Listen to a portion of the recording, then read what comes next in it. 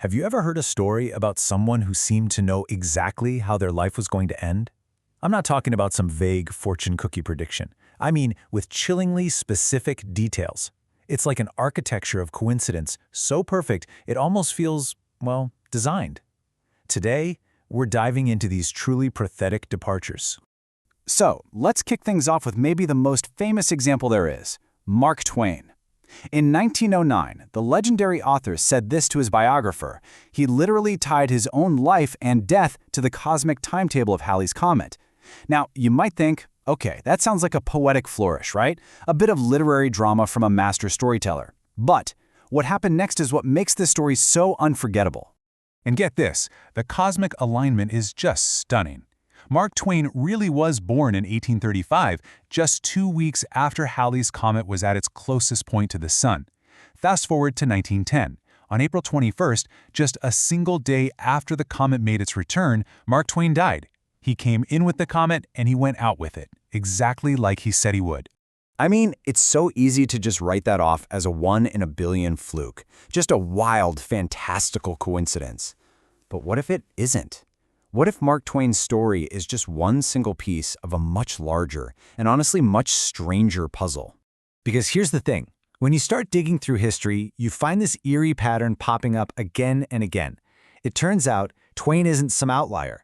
You find a surprising number of people whose own creative works, or even just offhand comments, seem to perfectly predict the very circumstances of their own death. And this is what makes it all so fascinating. We're not talking about someone just saying, I have a bad feeling about this. No. We're talking about authors who write about characters dying in the exact same bizarre way they later did, or musicians whose final songs describe their own untimely end with this unnerving accuracy. It's the details that make you stop and go, whoa, wait a minute. So, this leads us to the big question, right? Are we actually looking at proof of some kind of supernatural ability, little glimpses into a future that's already written? Or is there a more rational and, frankly, even more interesting explanation for what's going on here? To really crack this mystery open, we need to look at another case that feels eerily similar. It's the incredible story of a novel from 1898 called Futility, or The Wreck of the Titan. It was written by an American author named Morgan Robertson, and it tells a story that would become terrifyingly real just 14 years later. Just look at these parallels. They're mind-blowing. Robertson's fictional ship was named the Titan. It was described as the biggest ship ever built, totally unsinkable. What happens to it? It strikes an iceberg in the North Atlantic on a freezing April night. And the real kicker, the fatal flaw, it didn't have nearly enough lifeboats for everyone on board. Does any of that sound familiar?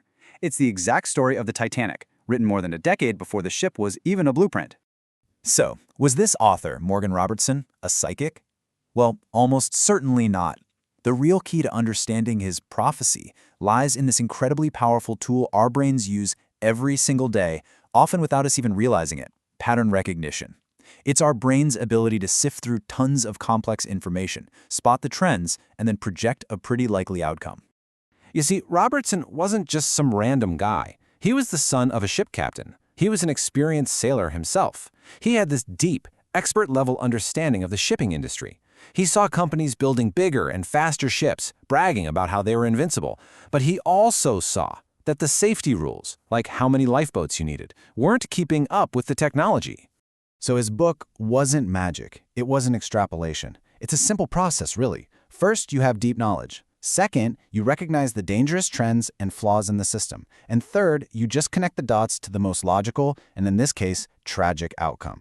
His novel wasn't a prophecy. It was a warning based on expert pattern recognition that just happened to come true.